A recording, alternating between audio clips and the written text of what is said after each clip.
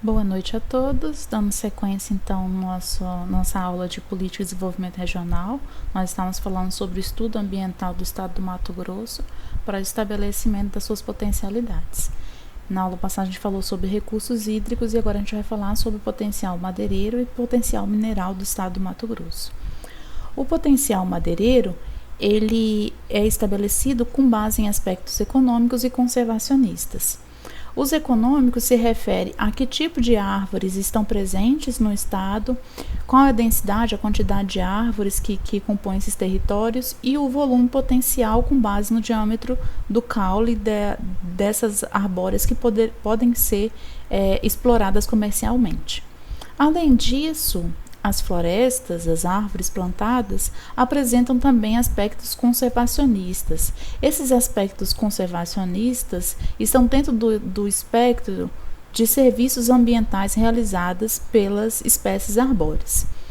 Dentre esses serviços, nós podemos citar a regulação microclimática, através do processo de produção de chuva, regulação de umidade, temperaturas máximas e mínimas de uma determinada região, fixação de carbono através do procedimento de desenvolvimento de plantas.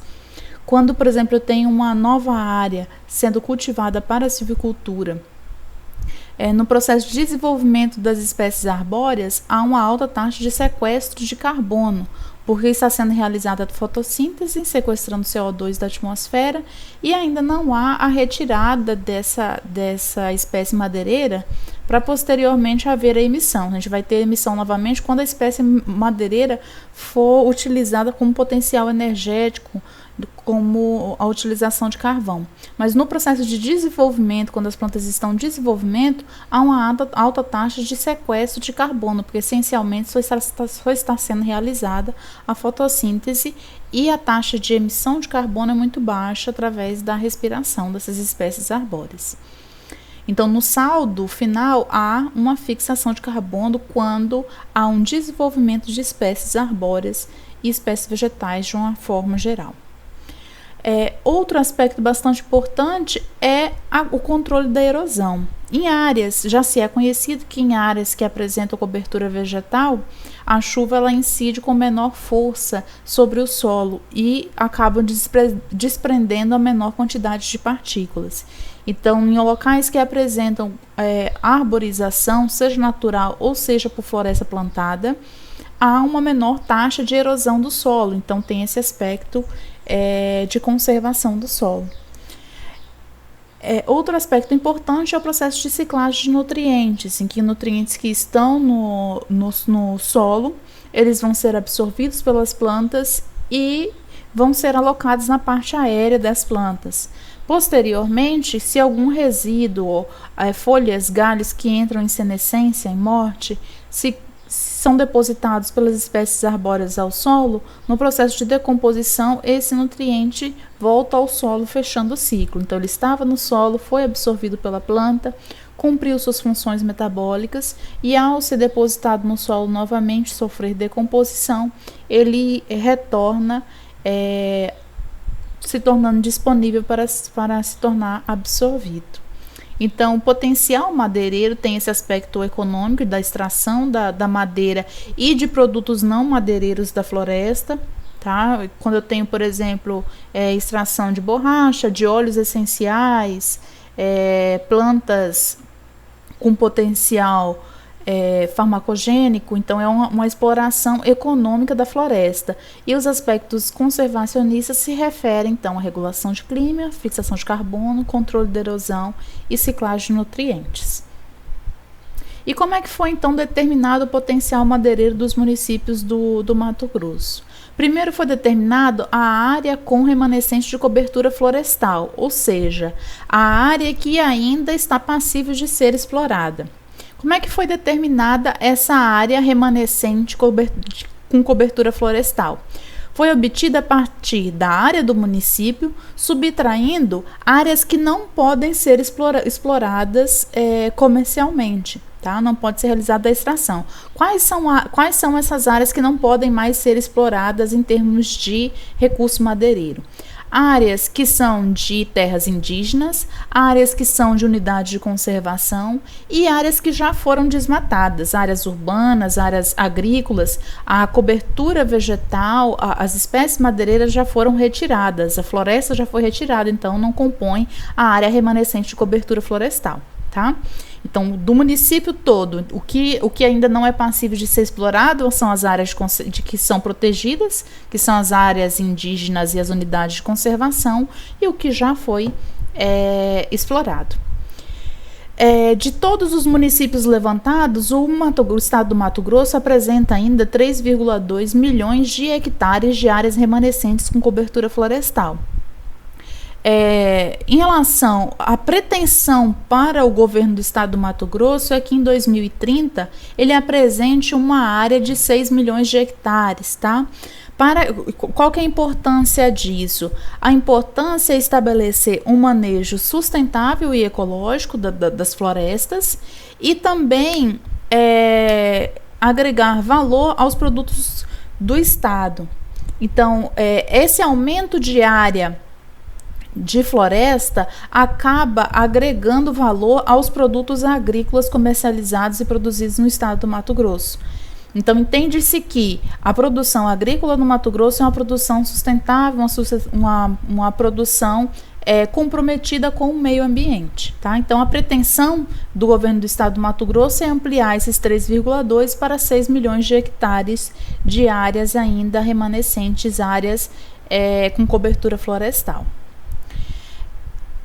Lembrando que as funções ecológicas, essas áreas vão ter funções ecológicas, elas são passíveis de ser exploradas, podem ser florestas plantadas que vão ser depois removidas para a produção de carvão, de lenha ou de espécies madeireiras para construção civil, para construção de móveis, ou então vai apresentar o seu papel conservacionista.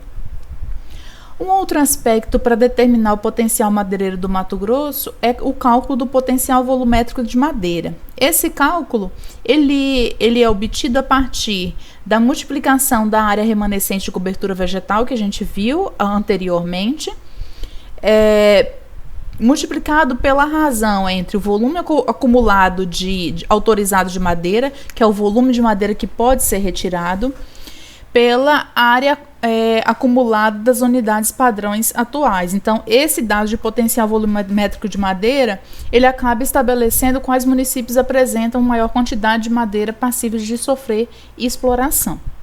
Eu não vou trabalhar esses dados separando os municípios para vocês, tá? Mas dentro daquele projeto do estado do Mato Grosso de melhorar os seus índices de sustentabilidade, a pretensão é aumentar a produção de madeira plantada atual, que atualmente é de 4,9 megametros cúbicos para 11,75 megametros cúbicos, tá? Então, a pretensão do estado é que, através daquele processo de elevação de 3,2 para 6 milhões de hectares de áreas florestais, tá? Incluindo áreas de floresta plantada, conforme a figura aqui ilustrada, a pretensão que com esse aumento por hectare seja conferida também um aumento de 4,9 para 11,75 megametros cúbicos de madeira. Os municípios que apresentam maior potencial de extração madeireiro, quais seriam? Em função do volume acumulado autorizado, que ainda é passível de se realizar a extração de madeira. Seriam os municípios de Aripuanã, Juara, Colniza, Nova Maringá, Apiacás, Nova Bandeirantes, Juína e Cotriguaçu. Se vocês forem observar, esses municípios essencialmente são municípios que ficam localizados aqui na região mais ao norte do Mato Grosso, que apresentam áreas nativas com alto potencial madeireiro, mas também são passíveis, são áreas que também requerem a maior conservação do solo, são mais susceptíveis à erosão, então são áreas que são mais susceptíveis ao plantio de espécies arbóreas, espécies florestais, do que a utilização com a pastagem e com as culturas anuais, tá? Então aqui, gente, eu estou falando em maior potencial, mas eu não estou falando em exclusão. Não estou querendo dizer que esses municípios não apresentam outras potencialidades agrícolas, mas dentre todos os municípios avaliados no estado do Mato Grosso, esses são os que apresentam maior potencialidade de extração madeireira. Já o potencial mineral do estado do Mato Grosso, ele se refere aos bens minerais passíveis de exploração econômica, tá? Quais bens minerais apresentam no nosso solo que tem algum valor econômico. O levantamento desses bens minerais foi com base no levantamento do Departamento Nacional de Produção Mineral. Esse departamento é um órgão nacional, assim como denomina, e todos os processos de mineração, de extração de qualquer bens minerais, ele tem que passar pelo processo de pedido de autorização pelo Departamento Nacional de Produção Mineral. Então, esse levantamento só se refere às áreas de mineração que estão realizando a extração legal de bens minerais, tá? Então, os garimpos, outras atividades que não têm autorização pelo governo federal não foram levantadas. Dentre os bens minerais que sofreram solicitação junto ao Departamento Nacional para extração para o estado do Mato Grosso, nós temos pedidos para extração de ouro, estanho, manganês, níquel, diamante, cassiterita, quartzo, granito, cobre, cascalho, areia, argila, principalmente para a produção de utensílios e telhas, calcário, que é utilizado principalmente na agricultura, e água mineral. A cassiterita, ela é uma forma de cristalização do estanho, tá? A sua constituição essencialmente é de estanho. Pelo levantamento, então, dos municípios, tem todos os municípios, todos os pedidos para esses diferentes bens de minérios. Eu vou destacar aqui alguns municípios que têm uma maior quantidade de pedidos, tá? Então, em relação à extração de ouro, o município que tem o maior pedido é Nossa Senhora do Livramento. Seguido, então, por Novo Mundo, Peixoto de Azevedo e Poconé. Esses são os municípios que a gente tem a maior quantidade de jazidas de extração de ouro. Para calcário, essencialmente, o município que apresenta maior extração registrada é o município de Mirassol do Oeste. A água mineral se concentra, existem outros municípios, mas se concentra na extração em Barra do Garças e Jucimeira. A extração de diamante se concentra no estado do Mato Grosso, nos municípios de Juína e Poxoréu. Cobre, ele tem havido maior extração em Alta Floresta e Apiacás. E granito nos municípios de Confresa e Santo Antônio do Levergé.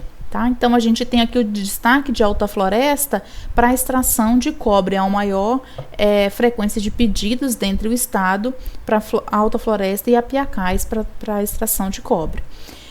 Embora outras regiões já tivessem histórias de mineração, esses garimpos, essas minas, essas lavras de extração de minérios não estão mais tão ativos. Então, o que está sendo apresentado aqui no slide são os municípios que têm registro, fizeram um pedido junto ao Departamento Nacional de Produção Mineral e estão realizando a extração de bens minerais no estado do Mato Grosso. Vocês podem observar que essas extrações de minério essencialmente estão em áreas mais declivosas do Mato Grosso, áreas que têm afloramento rochoso. Áreas mais planas que apresentam maior produção agrícola geralmente não têm potencial de extração de minérios, tá? Então, essa região da 163 a partir de Sinop, aí já não tem mais tanto potencial madeireiro. Potencial mineral. Quando vai chegando próximo à região depois de Nova Mutum, a região de Posto Gil, aquela área de baixada, já é uma área que é uma área mais acidentada, tem mais afloramento rochoso, já apresenta novamente um potencial mineral. E a região sul do Mato Grosso, Primavera do Leste, Campo Verde, Rondonópolis, é uma área que também não apresenta um grande potencial de extração mineral.